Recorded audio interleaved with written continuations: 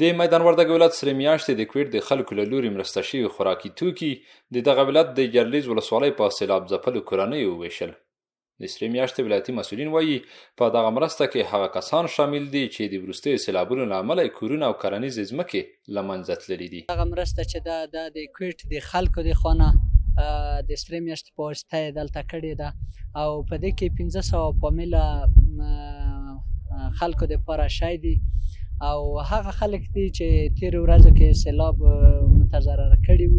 د دغه ولسوالۍ اوسیدونکي د کویټ له خلکو او سره میاشتې له مرستو خوښي څرګندوي چې په سختو حالاتو کې مرستې ورته رسولي دي.